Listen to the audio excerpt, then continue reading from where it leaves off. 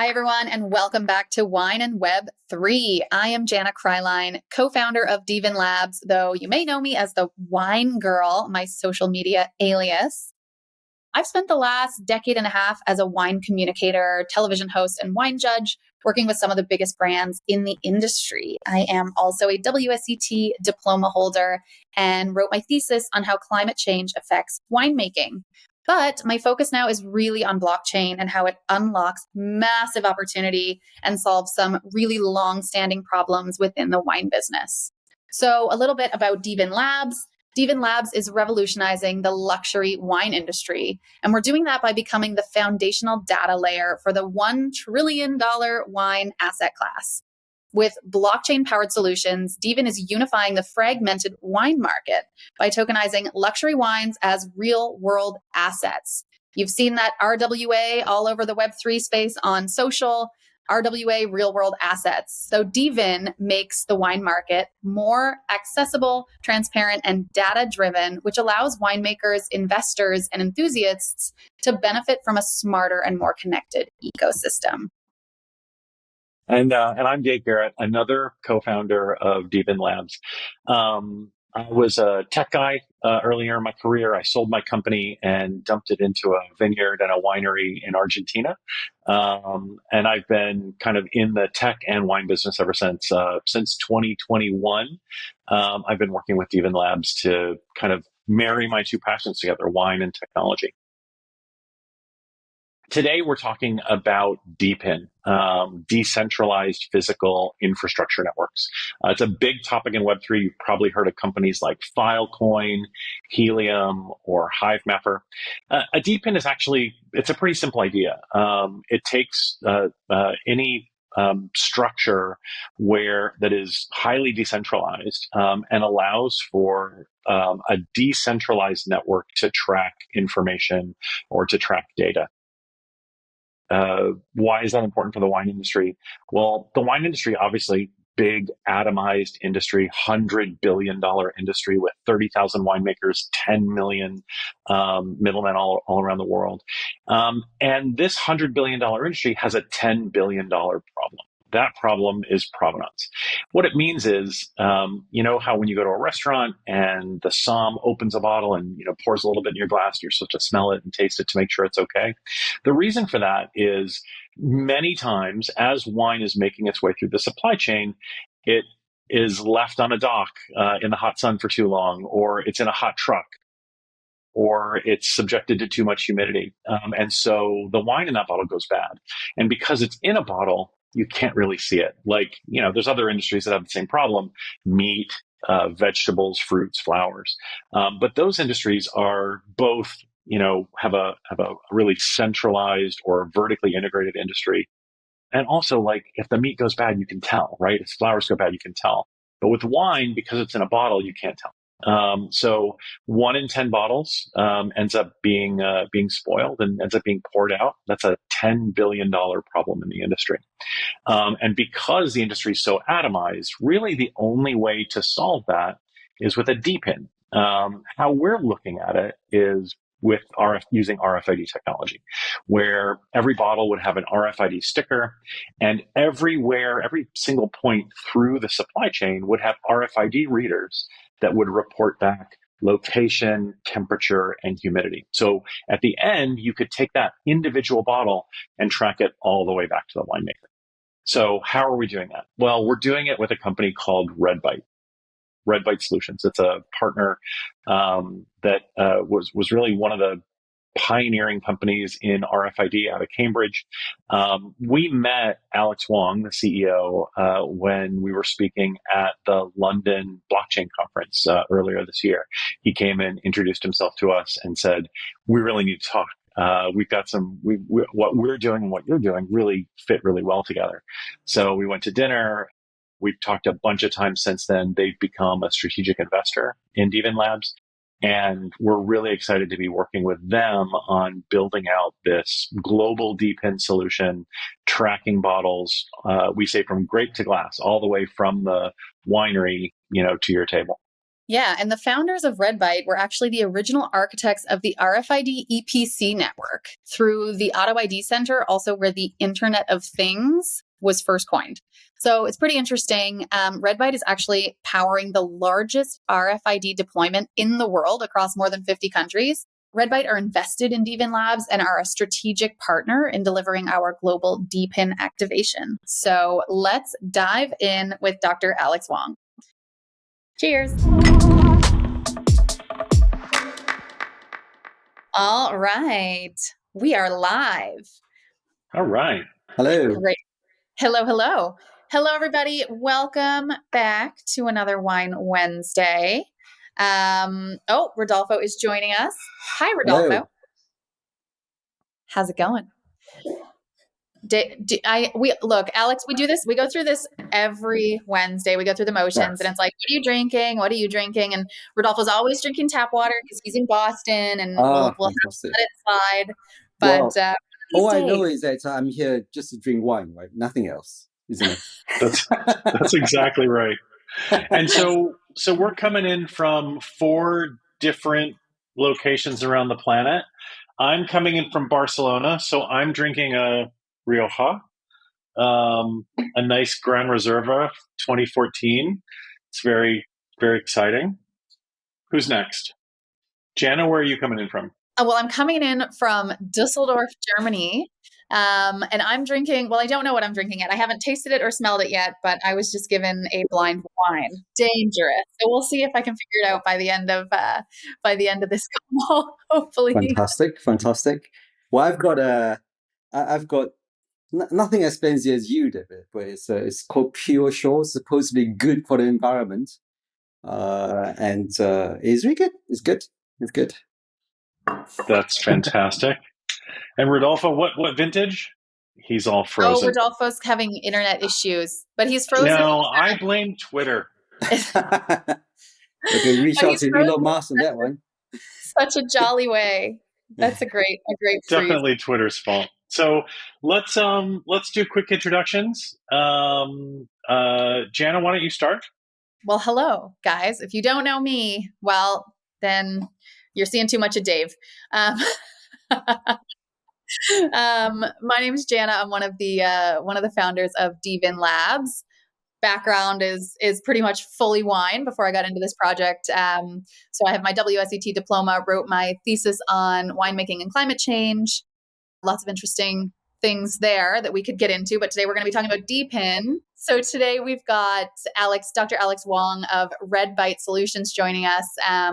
RedBite is a Cambridge-based technology company that provides next-generation object tracking systems. They are a strategic partner of ours. We will get into all of the exciting reasons why. And Alex, I don't want to take this away from you. I would love it if you would give yourself a proper intro and let us know what you've been working on. And then Dave will introduce himself, and then we'll get into the dPIN plans. Okay, well, fantastic. Thank you so much for having me. I think I'm Alex, and as you mentioned, I co-founded and still run RedBite, which is the Cambridge University spin-off. And we do provide the next generation object tracking system, hopefully.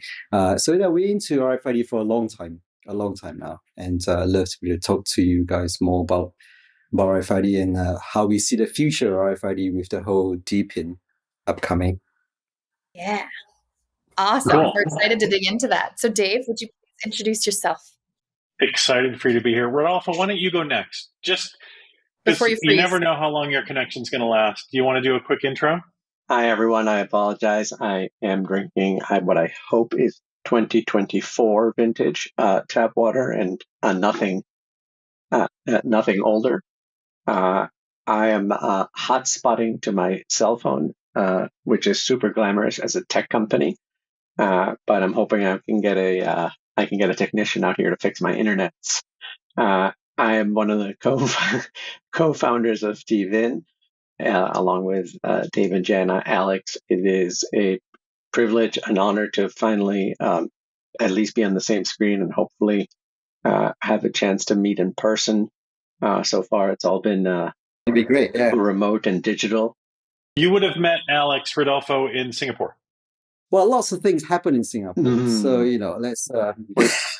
let's keep it as that. And what happened in Singapore? Maybe we should have stayed in Singapore. Yeah. Many of you know I'm Dave Garrett. I'm one of the co-founders of dVIN. My background was technology for a number of years until I sold my company 25 years ago and dumped it all into a vineyard and a winery in Argentina. And for the last almost 22, 23 years, I've been in the wine business all over the world: Argentina, Hong Kong, Spain, California. I've worked on. I'm a partner in a couple of different wine projects. I've also done a bunch of media, a bunch of consulting, a bunch of M&A, technology consulting, and I've sort of lived most of the last 20 years on the wine side, but really focused on wine and technology. And I've been obsessed with data, digital transformation, and business intelligence in the wine industry for a long time. And that's how I got really excited about data, about blockchain, and now super excited to talk to Dr. Wong about RFID and DePIN. So just to give you a quick background, back in May of this year, one of our strategic partners, Amazon Managed Blockchain, was presenting dVIN protocol, dVIN Labs, at the London Blockchain Conference. And so they had us on stage. They were kind of walking through what we do. I spoke with one of the drivers of Amazon Managed Blockchain based in London. We did a really interesting talk. And then after that talk, we were pouring champagne out in the hall. And Alex and his business partners came up, and we started a very long conversation. And then we were having a dinner later, and we just, rather than that take up all of our time on the floor of the conference, we invited them to dinner. They came to the dinner. We had a really, really nice dinner in London. And then from then on, we've been talking nonstop about how to take the technology that they've been developing over 20 years and adapt what we're doing in the wine industry to solve a $10 billion problem. So before we get into that, why don't we talk a little bit about, you, Alex, and your background with Cambridge, your background with RFID and RedBite. We'd love to just know a little bit more. Can you tell us how did you end up at Cambridge, and how did you end up on the team working on RFID? Yeah, I've got to dig deep on that one, I think. But I grew up in Borneo, the top bit of Borneo in Sarawak. I'm not sure whether you guys know much about it, but and then subsequently somehow ended up in Cambridge University for my undergraduate and then my PhD. And it was actually, I think, the last year of my PhD. Professor Duncan came along and said, "Hey, we got this really interesting project where we're going to change the world." Basically, so okay, what's that about? And he sort of said, "Oh, the barcode, right? Barcode is actually invented back in sort of 1974 or something, where they have the first scan of barcode on this chewing gum bar." But I think 25 years later, they had this really rowdy party, a bit like what we about to get through with all the wine and stuff. So cheers. And during that sort of birthday party, decided actually, maybe there is a better technology for barcode, and decided that RFID was to be the one that could replace barcode. So barcode on its own has its own issue, right? Because it's you have to see it to be able to scan it, and it only gives you product type information. It doesn't give you any unique ID about that particular item. But RFID at that time actually has got lots of different issues too. For example, it was very expensive actually. RFID back in sort of 1999, we're talking about $5 to $10 for each one of the RFID tags. So it's not sustainable to go into every single sort of product in the world. Right now, for example, today, an RFID tag is only about 10 cents. So this to give you a comparison between the cost between the two then and what we've done to it now. So, Alex, if people don't know what RFID is, A, what does it stand for? And B, can you talk about like where people would normally see RFID out in the world today? So RFID stands for radio frequency identification. So what that means is that someone said before it's almost like a barcode that barks, basically. And it's telling you, I'm here all the time, right? And if you go to like a retail store, retail checkout counter, if you scan the barcode twice, you're going to be paying for it 2 times.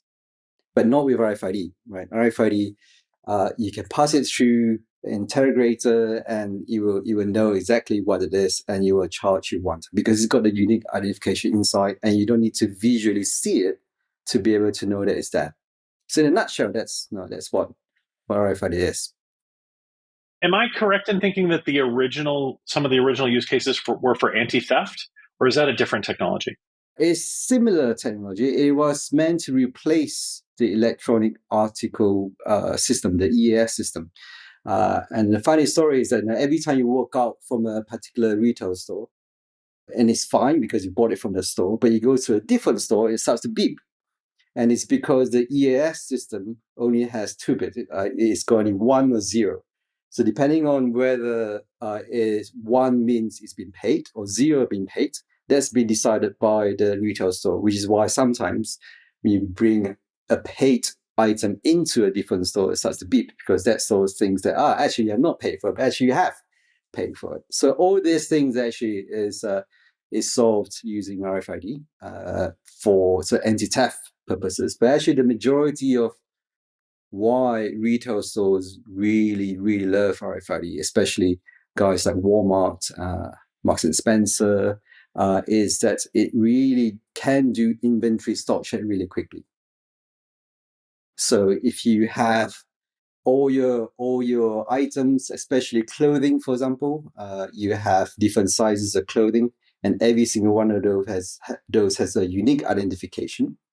Then effectively, when you scan it, you know exactly how many size of S do you have, or M do you have, even though they look exactly the same, right? But they're different because they have different sizes and things. So the inventory stock check was probably the main reason why RFID took off with the retailers when Walmart basically came along to Auto ID Center and they said, yes, this is good replacement to barcode. We want this.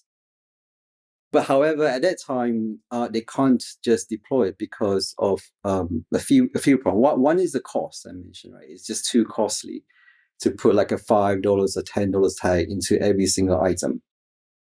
But the second one was that every single tag manufacturer, every single reader manufacturer, they only will be able to read their own tags.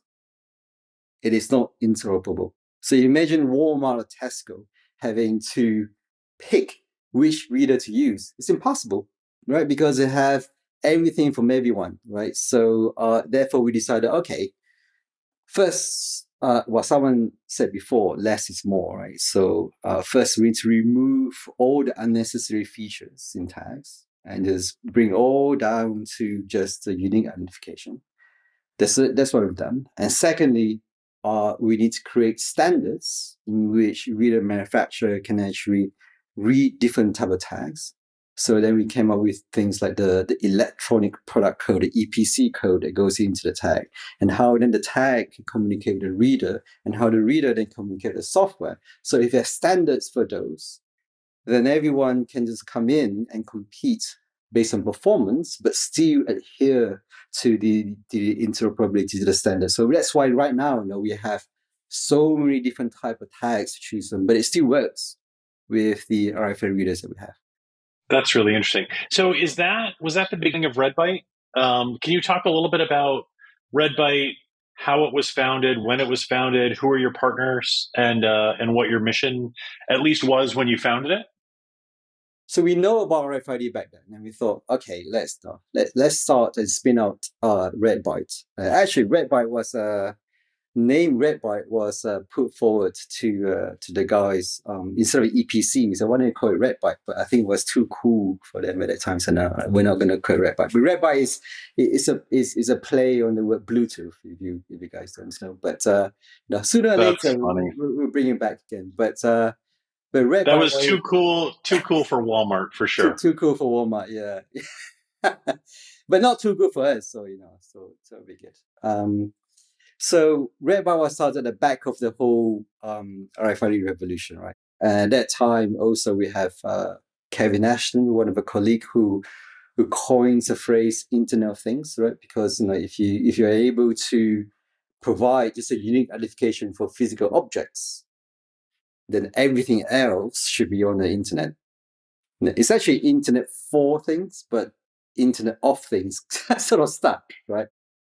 So when RedBite was founded, it's okay, let's take what we know into the real world, right? And so we've done lots of deployment for example, our first customer is with Sony Europe, where we track all the Sony Bravo television from Barcelona all the way to Potsdamer Platz in Berlin. So every single one of those televisions were tracked uniquely with the RFID tag. And subsequently, we've done lots of implementations with, say, Wilmar International for factories, spare parts management factories in China, in Asia. We've done work with Boeing, helped them keep track of spare parts in Seattle and various other places. And I think the interesting case was one of the United Nations organization came to us. We can't quite say which one, but one of the United Nations company came to us and said, "Hey, Alex, we've got this amazing RFID implementation across sort of 15, 20 countries, but it was just too difficult and too expensive to maintain. So can you think of a better way to do it?" So, we're talking about a time whereby all of the standards and everything that we do is crammed into a server box, right? That we put into application. We literally bring in physical servers into Rolls-Royce, into Sony Europe, and deploy the application. This is what we call the sort of the RedBite 1.0 era, right? And then the United Nations guys said, this is just too expensive, too difficult to maintain, because when something is wrong, which one is it, right? Is it the server? Is it the application on the server? Is it the networking? And it doesn't interoperate, right? So you have application in the server that doesn't quite talk to another application in a different server. So it's like, okay, no. We're from Cambridge. We've done this before. We created intelligent agents that can go into many different places. So we actually put in probably the world first, intelligent agent system into the RFID reader that goes straight out to the cloud. So when we took over the whole UN project, we literally did that. And it's quite funny that we actually took out all the servers and replaced it with nothing. Because agents go straight out to the cloud. Everyone's very confused. What's going on here? You just took out all the servers and it still works. So, but yeah, so that sort of led to the whole sort of RedBite 2.0 area, right, where everything is cloud-based. So we connect devices straight to the cloud. We link it to our application system, and we have an app called the Item app, where it's probably the only one in the world that can do barcode, QR, mobile RFID reader, fixed reader, GPS trackers, all into one application in the cloud, right? And yeah, so in some ways, that's how we sort of came about and where we are at the moment. We have very exciting RedBite 3.0 that I would like to talk about, in just a second. But so I'd love to talk about that, but why don't? But maybe that can be in the context of, we're not, the UN, and we're not Sony, and we're not Boeing. Yeah. What? And it's pretty boring. Not yet, David. Yeah. But the wine industry does have a big problem. And I think that one of the reasons that we started talking and kind of immediately started, hitting on ways that we could work together is that the wine industry has what, we call a $10 billion problem.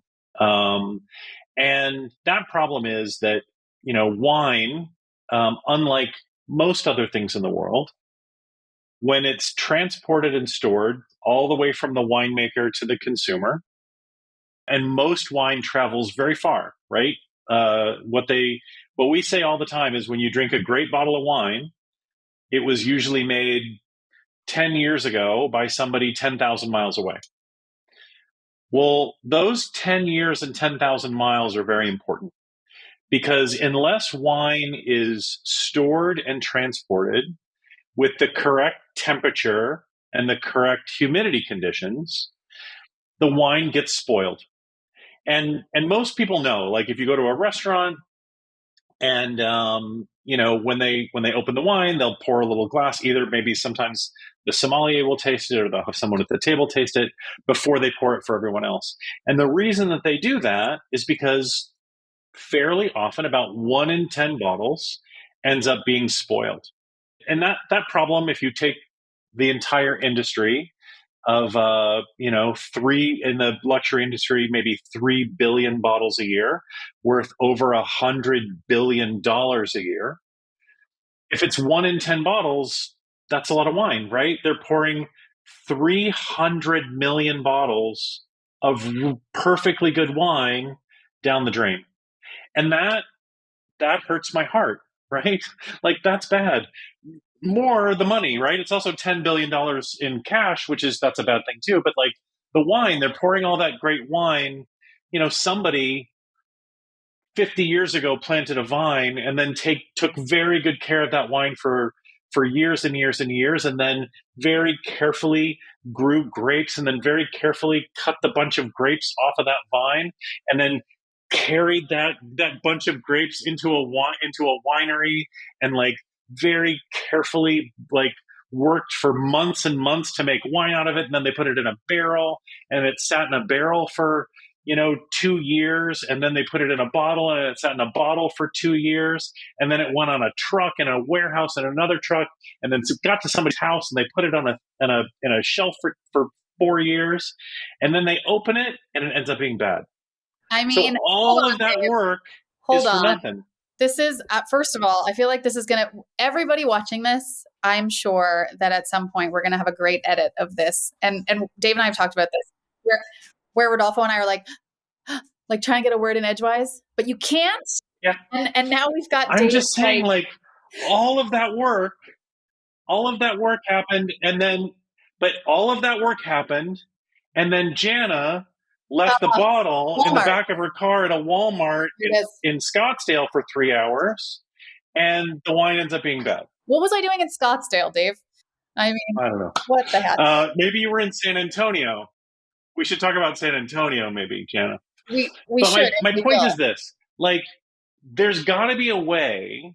Like, if you look at other industries that need temperature control, right? So meat, vegetables, produce, flowers, those industries all need temperature control as well, but they're all really vertically integrated. There's very few players. There's very few companies that, like, I think there's 3 companies that control, or 2 or 3 companies that control the entire meat supply in the US. So, like, they're able to vertically integrate really well. But in the wine industry, it's 30,000 wineries, it's 10 million independent middlemen. So how can you, it's impossible to create a centralized system that will track those bottles, as we say, from grape to glass. Can you talk a little bit about DePIN and a little bit about how RFID might be able to help solve that problem, especially maybe talking a little bit about your 3.0? So you want me to solve this whole problem for you? Please, and concisely, please. No. Yes, it's not a new problem. The cold supply chain is out there, right? People are tracking temperatures for supply chain purposes. The military, the DODs do that all the time. The Walmart and all this. But the problem, as you pointed out, though, is that they're all centralized, right? And they're all siloed within an application. And I think the key question is, how do we unleash that gene in the bottle? How do we get it out there? How do we actually be able to make it discoverable and you're able to monetize it in a secure way?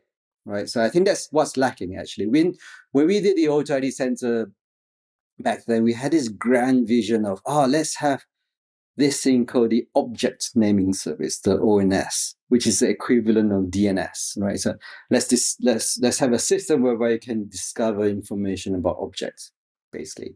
And we had this great thing called the PML, which is the physical markup language, where you can enter information about temperature or anything about a product, which then led to this thing called EPCS, which now led to this thing called the Digital Product Passport, DPP, right? So people have been trying, but all the effort so far has been trying it in a centralized world. There's a good opportunity right now for us to think of it from a completely decentralized world, because the ability for us to deconstruct everything that we've done and rebuild it in the whole decentralized world, from the identification to the product information to how you share it, but more importantly, how you monetize it, right? How do you actually securely able to allow different partners to be able to get data about it and pay for data about it? That's not available in the centralized world, because everything is just siloed into application system, be it SAP or whatever ERP system that you use. So I think the RedBite 3.0 is realizing that. Like we realize that actually even some of our partners like the United Nations, they don't want to use a centralized service like AWS or Google, because for many other reasons. So and then many other organizations say, okay, what's the alternative to all this? And the RedBite 3.0 is that what we want to do is to decentralize everything that we've learned in the blockchain world in such a way that we can rebuild the whole auto ID tracking system, not just RFID, not just DePIN. We call it the thing, actually, decentralized thing. So just a lot of my colleagues coined many phrases, for Internet of Things to even selfie. One of my colleagues coined the word selfie. So yes, exactly. There's another Wine Wednesday coming soon. Oh my God, we have to have a whole thing around that. But right now, right this moment, we're gonna coin the word D thing, decentralized thing, where we're going to have decentralized identification, decentralized equivalent of the digital product passport, but also a way to share those information to be able to monetize it in a secure way as well. So I think that's a RedBite 3.0, right? So we're going to rip apart everything that we've learned and redo it again. And I think that the wine industry is particularly interesting for that. And, wine has two big needs, right, that this is solving. So one of them we talked about, right? The wine in the back of Jana's car. Like, you don't want the spoiled, the 300 million bottles a year of wine that gets dumped down the drain. Like that problem needs to get solved. Well, Jana, you need to stop dumping 300 million worth of wine down the drain. My car doesn't fit that many bottles, okay? The blame can stop here. That's a $3 billion problem that we can solve. But the other problem really is the other thing that you were talking about, which is data. We say all the time, winemakers, I know a lot of winemakers, and winemakers consider like data to be like a black box, right? After the wine leaves the winery, they don't know. They don't know where it is. They don't know who's drinking it. They don't know the demographics. And that makes it very difficult for them to make decisions on everything from, we talk about product design, product mix, marketing, messaging, packaging, supply chain efficiency. And you think like, well, what does that mean? Like, why do you need data to make decisions about messaging, right? Well, think about the example I give all the time is, your Smirnoff CMO who's running a, marketing campaign in Indianapolis and a different marketing campaign in Salt Lake City. Well, they can look at the depletion reports and they can see the next day, hey, the marketing campaign that I'm doing in Indianapolis is working much better than the one in Salt Lake City. And that allows them to make decisions about marketing and messaging. They can figure out, okay, well, my packaging is working. Like I did one packaging in the southeastern United States and different packaging in the northwestern United States, and they can see in real time how well the packaging is performing. In the wine industry, they don't have that, and because of that, it's a less responsive business, it's a less efficient business, and most of all, it's a less profitable business. And when we really focus on what are we doing with DePIN, what are we doing with VinCoin, what are we doing with the dVIN protocol, what are we doing with RedBite, it's to help businesses be more responsive, more efficient, and more profitable. And wineries still work the same way that they worked 30 years ago or 100 years ago. And using this technology, we can really bring wineries into the current day, or even maybe a little bit into the future, which I think is kind of fun. One of the things you mentioned was kind of interesting. You talked about, like, if it's a decentralized system, how do you pay for it? And that's a little bit kind of how we think about VinCoin, right? The token that we launched. In working with RedBite, kind of the very, very general way that we think about it is RedBite provides the signal, the way to identify that bottle. dVIN protocol is the protocol that attaches the digital cork or the digital product passport. And then VinCoin is what can be used to pay the fee, right? Like in a centralized system, all of the RFID interrogators would be owned by the same company, and they would manage that network. But in a decentralized system, each RFID interrogator could be owned by a different company. And what you're doing with VinCoin is you're actually paying whoever owns that interrogator, you're paying them for data. You can use a little bit of VinCoin, a micropayment of VinCoin, to pay whoever owns that interrogator to update the blockchain or to update whatever with information about this particular bottle in this particular place. And so what that allows you to do is build a large global network very, very quickly. That's right. I think the Six Man Ventures blog, I think, is quite a good one for this, isn't it?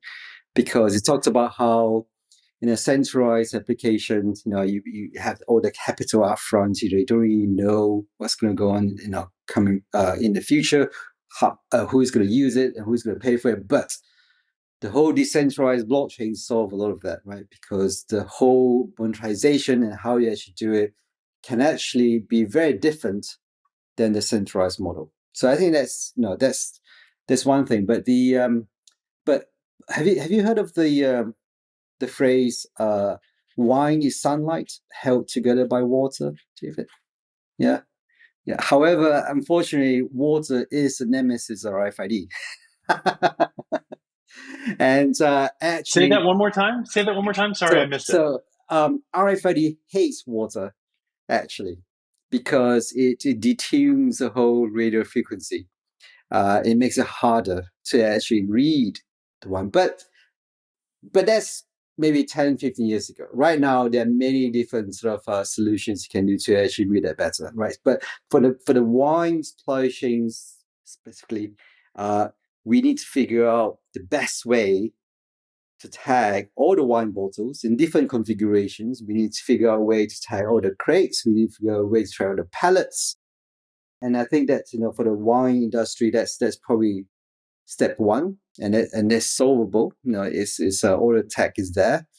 The second thing that you mentioned about how we share the data, how we monetize it, how do we build a system whereby you reward people to be able to provide the data, I think is very important. It's not something that the sort of the conventional supply chain is meant to do.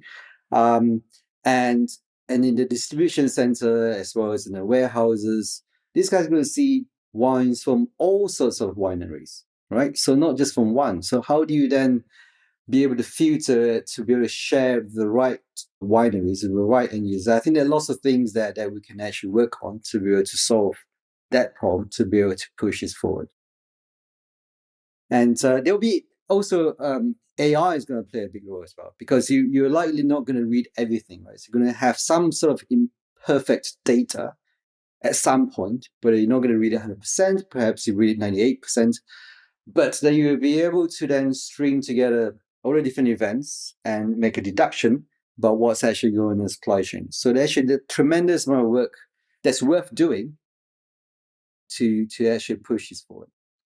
And that's actually quite exciting for us, because the whole RedBite 3.0 is about that. It is about we're going to be launching this Umini Foundation, Umin.ai, where we will be focusing a lot of this on all this dVIN stack to be able to solve a lot of these different problems, but also specifically for the wine industry, how we can then translate what we know and solve that problem in the RFID for wine space as well.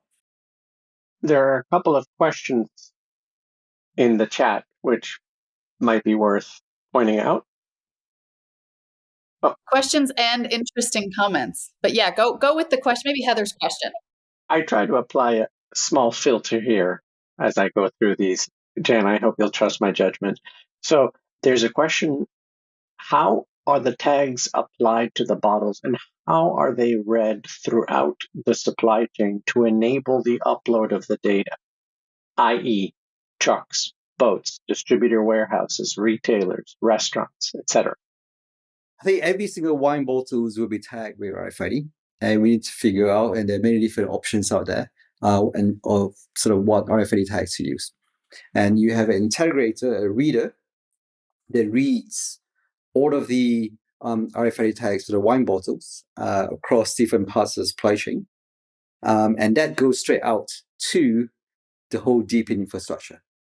And subsequently, through the DePIN infrastructure, the wineries of whoever that's interested can acquire those information to be able to enhance their supply chain operations or their marketing. So it's literally device straight to blockchain to be able to get those data into the hands of whoever that's actually needed.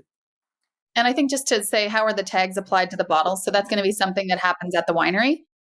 And then an example of how maybe anybody can sort of think of how this would work, or how this is already working in the world today, is like an Amazon shop, right? Those new Amazon shops where you walk in and you just put everything in your cart and then you walk out and it takes everything off at the door.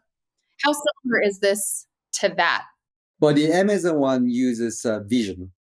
So they don't have any RFID tags on them. It uses vision to determine whether a particular product type is being picked up by the user.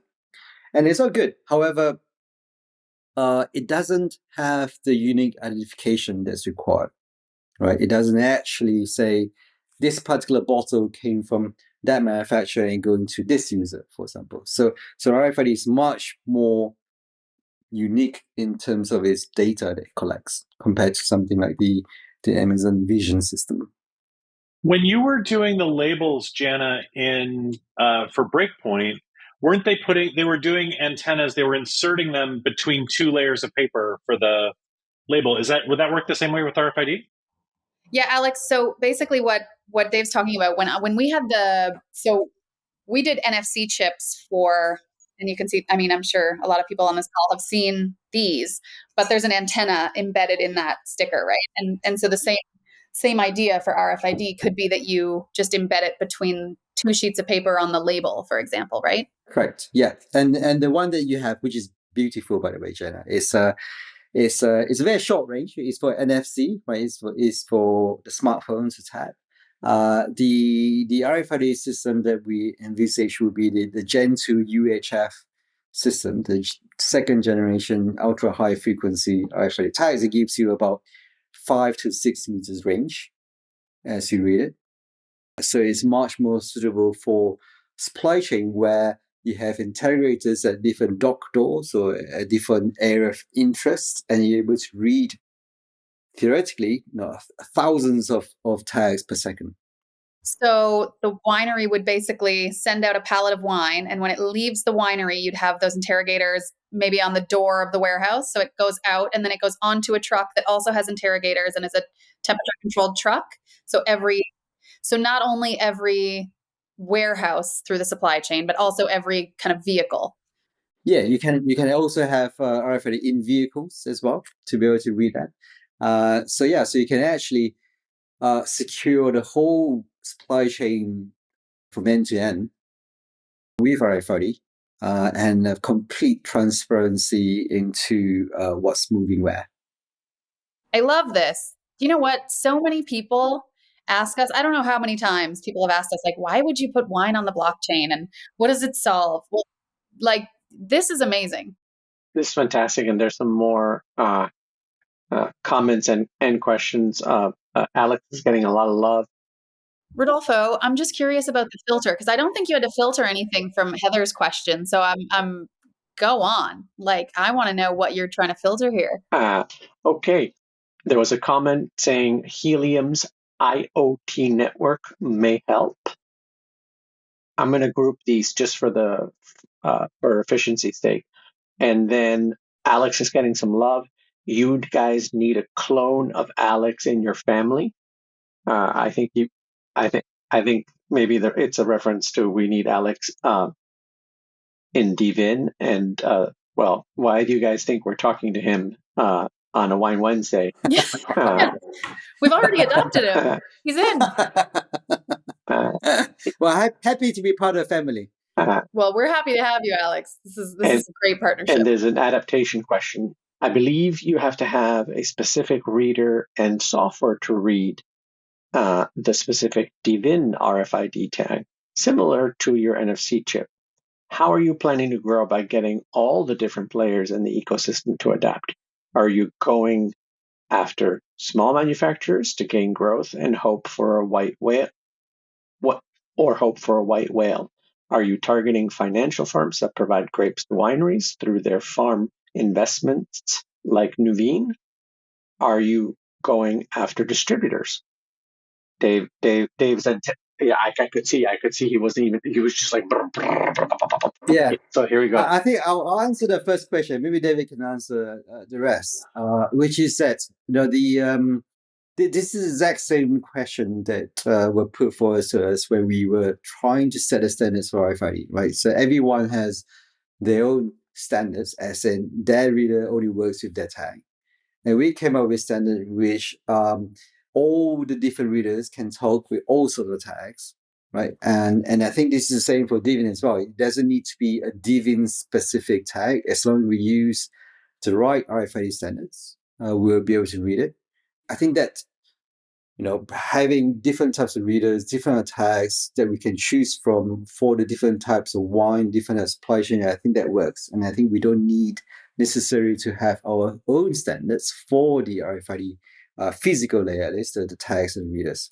But we probably still need to have some standards for communication and how we share data with the wineries. And I think it's something that we should focus on. Sure. And with regards to adoption, I mean, that's the nice thing about a DePIN network is that adoption is done through incentives, right? You get paid. So going to the largest providers or the largest logistics providers, and the more bottles they have going through their system, the more they're going to get paid as the bottles make their way through. So that's why DePIN networks have had so far pretty good success at building global footprints pretty quickly. With regards to the winemakers themselves, there's not really a whole lot that we have to do for the wineries. Well, we were working with in the label manufacturer, the label printer that we were working with in Germany that made the labels for Breakpoint. They can insert the antenna between two pieces of paper on the label, and then a normal labeling machine in a winery would be able to put those labels on the bottle. So they wouldn't really have to make a big investment or any changes to their supply chain or changes to their production line. it would really just be a very, very simple adjustment, and the benefits that they get are so great that that we as of right now, we've got a lot of wineries signed up to want to start as soon as we're ready. Another interesting thing about adoption is there are two important pieces of legislation, one in the United States and one in Europe, that are going to help adoption.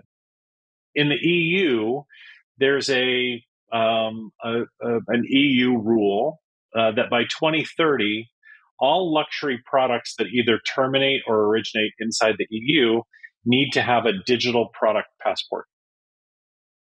So we're working with one of the companies that's helping to design those digital product passports and the standards for those. We're pretty much the only company that's working on the wine side of that, of luxury products. And we think that that adoption is going to be sped along by the regulatory pressure inside the EU. Inside the US, there's a whole other issue, which is around sustainability.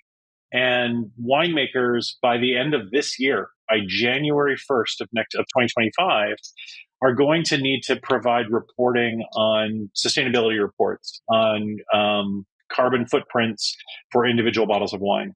Well, as of right now, there is no system to provide that. And what that means is that every winery in the US is going to be in non-compliance January 1st. And they're going to be paying fees right from the beginning. So this solution, as soon as we can make it available, we think we're going to have a lot of the bigger players super interested in wanting to get in compliance with the law as soon as possible. And that's one of the things that we're working on with Deloitte Winery Solutions. I think we covered everything. If anyone else has a question, be sure to put it up there. We're almost an hour in. We're 8 minutes from the end. So time flies, yeah. I know. Well, this is just such an interesting topic, and I think one that a lot of people have been kind of waiting for us to dig into. So, Alex, it's really great to have you. Positive feedback. This is probably the talk of the year.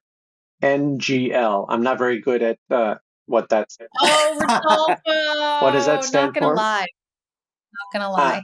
Yeah, I have to look. Okay. I see a lot of these, and every day I probably look 3 or 4 of them up because I have no idea what they mean. Learning with the times. This is coming from I Love My Mom. And I was actually pretty sure that I Love My Mom was my mom. And now I know it's not, because NGL, that's not Tammy. Not my mom. That's not Tammy. Shout out to Tammy. Okay, awesome. So, okay, I'm on my second glass now, and I did not even close. Thank you. Well, it's Wednesday. This is when I start dropping all the alpha I'm not supposed to drop. Anyway, so I didn't come anywhere close to getting the blind wine that I was served at the beginning of this call. Blind tastings, Jana, kryptonite. Yeah, I mean, man, I've been doing okay lately, but this was just this was another level. I'm drinking a Portuguese wine, which is it's tricky in Portugal. Anyway, okay, so we've got 6 minutes left. We have probably a couple announcements that we want to make, but before we do that, Alex, is there anything else that you think the audience is going to want to know, not only about what we're, our plans to build together, but just about, your kind of vision for, in general, for how this technology is going to change the industry? And were you ever even considering when you got into this that this would be a wine thing? Always, actually. Oh, amazing. Great answer. One of our first investors said you need to do wine tracking, and I think it's a good thing that we're back to it at the moment. But the way I see it in the future is that everything is going to be decentralized. Everything is going to be trustless, immutable, and monetizable. And I think that we are at the moment looking at how we're going to achieve that with the whole dVIN stack that we're building at the moment, right? So not dPIN, but dVIN, which includes dPIN in some ways. But we're very excited to be able to connect essentially every single item to the internet. We had our colleague coined the phrase Internet of Things, and we want to recoin that into intelligence of things. where every single item will be intelligent and every single item will be able to interact with the environment. And the way we see the future is that it is very exciting, and we want to help to build that future. Brilliant. And speaking of that, I'm down to my last gulp, so I'm just gonna. Well, you're catch Thanks up, so much Alex. for having us. This really, Come we on. really appreciate it. This is number 2. I know. But however, I've already spent my bottles, so not all today. So, but I'm down on one. So maybe David, you should send me some of your wine. The way you describe how you grow your wine, I think it's going to be the best in the world. So I'm looking forward to that. I've never even tasted the Priorat gems. What? Yeah, I know. He's holding out on us. Well, we're meeting this Friday, David. So I'll bring some to we're London. expecting great things from you this Friday. Yeah, and you know what? I'll be there. So no pressure, Dave. Okay. Well, Alex, thank you so much. This has been awesome. I gotta say, and like, I don't want to offend anybody, but this has been one of my favorite Wine Wednesday chats for a long time. Oh, well, so thank you. Great to have you on. And I think that I'm going to pass it over to Rodolfo for a second to drop a little bit of alpha on the upcoming Wrecked Wine Marketplace. Rodolfo, do you want to spill the beans? I mean, we've spilled the beans a little, but we have some pretty exciting things coming up. This is always a tricky spot to be in because one of my colleagues here will say I didn't say enough, and the other one will scold me saying I said too much. But like the middle child. The middle child, yeah. It's coming along. The marketplace. It's really going to be an amazing place for all of the users, present and future, to really experience the utility of VIN as they see not only an initial, over €1 million of rare collectible wine, but also the ability to trade, sell, and buy on this platform in a way that's really almost friction-free and effortless. And it's just the beginning. It's just getting started. It's incredibly scalable, and we're talking about something that's weeks away, not months. I just put the link in the chat. Wreckedwine.com. Hopefully I nailed the balance of alpha disclosure. Well, I think you did great, Rodolfo. Sorry for always, pressure from both sides here. Obviously, Dave, I think we've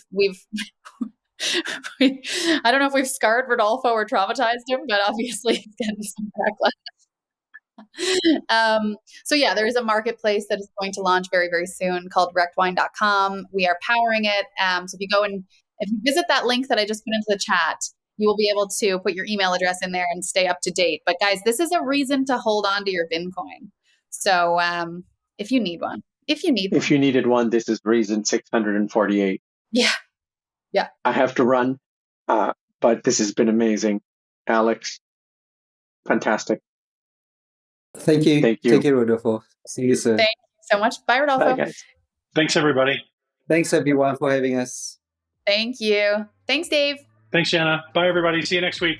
And my glass is empty, making this a wrap for today's episode.